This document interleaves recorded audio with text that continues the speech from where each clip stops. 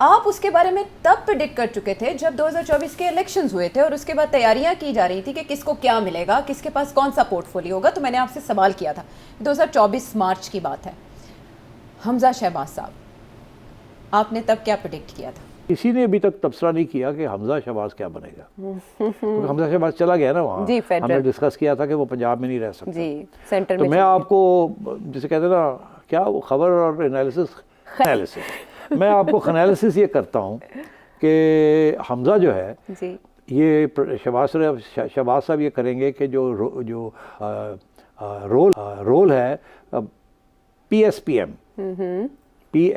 M principal secretary to prime minister, principal secretary to prime minister, وہ کون role ادا کرے گا؟ He will become he will become the political secretary of the prime minister, personal to political secretary. تو وہ ساری جو party politics ہے, پارٹی کے لوگوں کے ساتھ ملنا, دیکھنا کس کو ملانا ہے, کیا ان کو دینا ہے, کیا کرنا ہے, سارے سیاسی افیئرز جو ہیں وہ حمزہ کرے گا. Don't forget Hamza was chief organizer and political organizer of the Muslim League in Punjab. تو ان کو وہاں سے اٹھا کے اب سارے پوری مسلم لیگ کا بنا دیا ہے. ٹھیک ہے, حرف بہ حرف آپ کی پیشگوئی درست ثابت ہوئی. مارچ 2024 سے لے کر یہ جولائی 2026 میں درست ثابت ہو رہی ہے. ایک تو یہ کہ اتنا وقت کیوں لگا, اور دوسرا 6th floor prime minister office میں انہیں الاٹ کیا گیا ہے, تو وہیں پر بیٹھتے ہیں پی ایس پی ایم. دیکھیں میں آپ کو ایک بات بتاؤں, پرابلم یہ آ رہا تھا کہ جب یہ مشرف کے زمانے میں میاں صاحب اور شہباز ان سب کے اوپر کریک ڈاؤن تھی, زیر اعتاب تھے, تو ایک ہی, اور سب بھاگ گئے یا چلے گئے یا نکال دیے گئے. حمزہ یہاں تھا, اسے جیلیں کاٹی, ہی اسٹوڈ, وہ رہ گیا تھا بچہ, وہ نہیں گیا. اس نے ساری جیسے کہ نا ہولڈ دا فورٹ کی, تو اس کی قربانی تو ہے. مگر جب یہ موقع آیا بانٹنے کا, اور پھر تو اس وقت مریم کھڑی ہو گئی تھی, اور میاں صاحب نے, کیونکہ میاں صاحب کو خود کچھ نہیں ملا, تو پھر انہوں نے مریم کے لیے ڈیمانڈ کر دی. اچھا, وہ جو حمزہ کا جو جس کو امید تھی کہ وہ پنجاب ان کو ملے گا, وہ پہلے تو محسن نقوی لے گیا, اس کے بعد مریم لے گئی, حمزہ رہ گیا پیچھے. اچھا, اب شہباز صاحب کی فیملی کے اندر دو ہی بیٹے ہیں, ایک کاروبار کرتے ہیں اور دوسرا ان کے ساتھ سیاست کر رہے ہیں, شہباز اور حمزہ شہباز. اچھا, تو اب شہباز شریف نے جب ان کو پرائم منسٹرشپ مل گئی تو پھر حمزہ کو اکاموڈیٹ کرنا پنجاب میں مشکل ہو گیا تھا, کیونکہ وہ تو پھر دیکھیں نا بانٹنا تھا, وہ تو میاں صاحب کو بھی تو کچھ ملنا تھا نا, تو ان کی بیٹی نے لے لیے. تو مریم نہیں چاہتی تھی کہ حمزہ وہاں پنجاب میں کوئی اس کو عہدہ ملے, کیونکہ وہ کانسٹنٹ تھریٹ تو رہتی ہے نا, ڈویژنز ہو جاتی ہیں, اور پھر وہ مس انڈرسٹینڈنگز ہو جاتی ہیں. تو شہباز صاحب کو پھر یہ کہا گیا کہ آپ اس کو اسلام آباد لے جائیں. شہباز صاحب نے وہاں سے جواب یہ دیا کہ ٹھیک ہے, میں حمزہ کو پوچھ لیتا ہوں. حمزہ ناراض تھا کہ یہ میرے ساتھ زیادتی ہو رہی ہے, میرا حق بنتا تھا, میں نے قربانی کی, یہ مریم کہاں سے آ گئی, یہ ہو گیا, وہ ہو گیا. مگر جب وہ میاں صاحب کو جب کچھ نہیں ملا تو پھر حمزہ کی پوزیشن کمزور ہوگی, بیکاز شہباز صاحب سامنے آ گئے, ان کو پرائم منسٹرشپ لے لی انہوں نے. تو اب یہ معاملہ بیٹھا ہوا تھا, حمزہ کوئی عہدہ نہیں لیتا تھا, کوئی کچھ نہیں کرتا, صرف وہ کہتا تھا میرے حوالے پارٹی کریں. پنجاب میں وہ مریم دینے کے لیے تیار نہیں تھی. مریم کو پتا تھا کہ اگر پارٹی وہ لے گیا تو پھر اس کے ہاتھ میں پاور آ جائے گی, کہ پارٹی کے ساتھ ہی الیکشن جیتتے ہیں, پارٹی کے ساتھ ہی آپ کی اہمیت بنتی ہے. سو اس لیے یہ اب جو میٹنگ ہوئی ہے یہاں, پھر فائنلی یہی ہوا کہ جی ٹھیک ہے, پھر کسی صورت میں بھی پارٹی پنجاب میں نہیں دی جا سکتی ان کے ہاتھ میں. مگر یہ ضرور ہو سکتا ہے کہ وہ جو پہلا پلان تھا کہ ان کو اسلام آباد لایا جائے اور پرنسپل سیکرٹری کی جگہ ایک گیٹ کیپر بنا دیں, چیف آف سٹاف بنا دیں ٹو پرائم منسٹر, جس کے ساتھ جو ایم پی ایز ہیں, ایم این ایز ہیں, وہ سارے ان کے پاس آئیں اپنے مسائل کے لیے, اور ان کی, اور یہ وہاں سے پارٹی جو ہے فیڈرل گورنمنٹ کی طرف سے یہ پارٹی کے ساتھ ان کے ان روڈ ان کو مل جائے. تو وہی فائنلی پھر یہیں آ کے حمزہ کو بات ایکسیپٹ کرنی پڑی, اور یہی سلوشن انہوں نے نکالی ہے کہ اب وہ کام جو کہ پنجاب میں کرنا تھا وہ اب فیڈرل گورنمنٹ میں بیٹھ کے حمزہ کریں گے. اور 6th فلور کی آپ نے بات کی, 6th فلور میں میرا خیال ہے آئی ڈونٹ نو, میں وہاں گیا تو ہوں کافی دفعہ, اب یہ نہیں یاد کون سے فلور پہ میں جاتا رہا ہوں, مگر بات یہ ہے کہ وہاں کوئی آڈیٹوریم وغیرہ بھی ہے جہاں زیادہ لوگوں کو بلانا ہو تو وہ بیٹھ بھی سکتے ہیں, میٹنگز بھی ہو سکتی ہیں, سو آن. اور پرائم منسٹر صاحب بھی اسی فلور پہ کوئی بڑی میٹنگز کرتے ہیں, so on. So I think that also shows کہ حمزہ کے حوالے اب یہ پارٹی افیئرز جو ہیں کیونکہ شہباز صاحب کو تو ٹائم ہی نہیں ملتا. He doesn't meet M N As اور ایون ایم پی ایز وغیرہ, بڑا مشکل سے ٹائم ملتا ہے. جی. اور جب ڈاکٹر ٹی تھے وہاں جی. توقیر صاحب, تو وہ سیاستدان بھی مل لیتے تھے ان کو.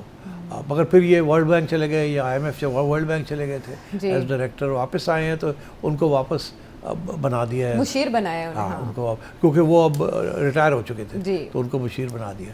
اور جو پی ایس پی ایم تھے اسد تھا, وہ اب کلچر منسٹری میں چلے گئے ہیں. سو آئی تھنک اب حمزہ صاحب وہاں بیٹھ کے رونق لگے گی, لوگ آئیں گے, لوگ جائیں گے, اور حمزہ کو وہ اہمیت مل جائے گی جو وہ چاہتے تھے. وہ بخوشی گئے ہوں گے حمزہ شہباز؟ نہیں, بخوشی تو نہیں گئے, مگر اور چارہ کیا تھا اس کے علاوہ اور کوئی چارہ نہیں تھا. ان اے وے مریم نواز صاحبہ فیصلہ سازی میں جیت چکی ہیں. ظاہر ہے کہ پنجاب نہیں چھوڑتی مریم. لیکن حمزہ شہباز صاحب کے لیے یہ کیسا جمپ ہے, یہ تو وہی بہتر جانتے ہیں. 5 مشیر وزیر اعظم اپنے رکھ سکتے ہیں, جن میں سے 4 انہوں نے مقرر کر رکھے ہیں, لیکن 5واں انہوں نے حمزہ شہباز صاحب کو عہدہ نہیں دیا اور نہ ہی معاون خصوصی بنایا تنقید سے بچنے کے لیے. تو ان اے وے وہ پس منظر میں رہ گئی. وزیر اعظم کے بہاف پر یہ کام کریں گے, وہ میل ملاقاتیں جو وزیر اعظم صاحب نہیں کر سکتے ان کو سر انجام دیں گے, کنیکٹ کریں گے ان اے وے انڈائریکٹلی وزیر اعظم کے ساتھ ایم این ایز اور ایم پی ایز کو, اور جو گیپ ہے پایا جا رہا اس کو فل کرنے کی کوشش کریں گے. یہ ہے حمزہ شہباز شریف کا معاملہ جو پنجاب سے جڑا تھا اور وفاق سے کیسے جڑا. آپ نے انالیسس جانا. واپس آتے پروگرام میں ایک بریک کے بعد.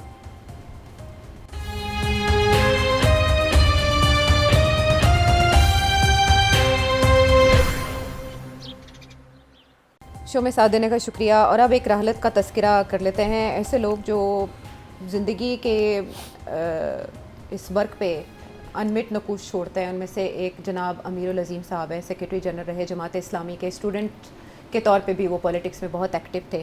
کافی عرصے سے کینسر کے مرض میں مبتلا ہونے کی وجہ سے وہ سیاست سے باہر تھے, لیکن لوگ ان کی وزاداری کو, ان کی وسیع القلبی کو آج بھی یاد کرتے ہیں کہ وہ ایک بہت مختلف شخصیت ہے. عام سیاستدانوں سے ہٹ کے ان کے اندر کچھ خوبیاں پائی جاتی تھیں. تو آپ کے ساتھ ان کی کیا یادیں ہیں, یا اس موقع پر جب وہ اس دنیا سے رخصت ہو چکے ہیں آپ کو ان کے بارے میں کیا یاد آتا ہے؟ دیکھیے, مجھے بڑا افسوس ہوا یہ سن کے کہ وہ وفات پا گئے ہیں, بیمار تھے. میرا خیال ہے مہینہ پہلے میری ملاقات بھی ہوئی تھی کسی ایک فنکشن پہ ان کے ساتھ. بڑی جپی شپی ڈالی ہم نے. بڑے نفیس شخص تھے, اور میرا خیال ہے پاکستان میں کوئی ایک بندہ نہیں آپ کو ملے گا جو ان کے بارے میں کوئی بری بات کرے گا, کیونکہ بڑے پیارے انسان تھے. میرے ان کے ساتھ تعلقات اور قاضی حسین احمد جو کہ جماعت کے لیڈر تھے, ایک قسم کے دوستانہ تھے. حالانکہ جماعت اسلامی کی آئیڈیالوجی اور جن چیزوں میں میں یقین کرتا ہوں آسمان سمندر کا فرق ہے. 180 ڈگری زمین آسمان. بالکل نہیں. تو مگر اس کے باوجود قاضی صاحب اور میرے تعلقات بڑے اچھے تھے, اور میں ان کی بہت عزت کرتا تھا, اور وہ بڑے پیار سے میرے ساتھ مخاطب تھے. اور عظیم صاحب بھی always played a very wonderful role. ایک انسیڈنٹ میں آپ کو بتاتا ہوں, اس سے آپ کو احساس ہوگا کہ 99 میں نون لیگ کی گورنمنٹ نے مجھے گرفتار کیا, اور گرفتار کرنے سے پہلے ہمارا پرچہ تھا دا فرائیڈے ٹائمز. پرنٹر کو کہہ کے پرنٹنگ بند کروا دی اس کی. اس وقت قاضی صاحب اور جماعت اسلامی عظیم صاحب نے ہمارے لوگوں کے ساتھ ملاقات کی اور کہا کہ یہ بڑی زیادتی ہوئی ہے آپ کے ساتھ, ہم اور آپ بات تو الگ الگ کرتے ہیں, مگر ہم آپ کے ساتھ کھڑے ہیں, اور ہمارے لائق کوئی خدمت ہو تو دیجیے. تو ہم نے کہا کہ جو لوگ جگنو نے کہا, اعجاز حیدر تھے, انہوں نے ان کو کہا کہ پرچہ بند ہو گیا ہے, چھاپنے کے لیے پریس تیار نہیں ہے, انہوں نے جا کے سیل کر دیا. اچھا. تو عظیم صاحب نے کہنے لگا اچھا میں آپ کو بتاتا ہوں, ہماری پریس جو ہے ہم تیار ہیں آپ کا پرچہ چھاپنے کے لیے, اور ہم دیکھیں گے کون پولیس آ کے ہمیں روکتی ہے. تو وہ پھر جماعت اسلامی کی پرنٹنگ پریس نے ہمارا پرچہ چھاپنا شروع کیا, اور وہاں پولیس جا نہیں سکتی تھی. اور ظاہر ہے that was a very big thing. Obviously نظریاتی طور پہ تو ایک بہت بڑی ڈیوائڈ, بہت بڑی تھی. اور یہ سیکریٹری اطلاعات تھے اس وقت جماعت اسلامی کے امیر العظیم. انہوں نے بہت اہم رول ادا کیا جی, اور میں کبھی نہیں بھولا, اور ہمیشہ میں شکر گزار تھا کہ دیکھیے انسانیت اپنی جگہ, اختلاف سیاسی اختلاف اپنی جگہ, مگر جمہوریت کے لیے بہت کچھ.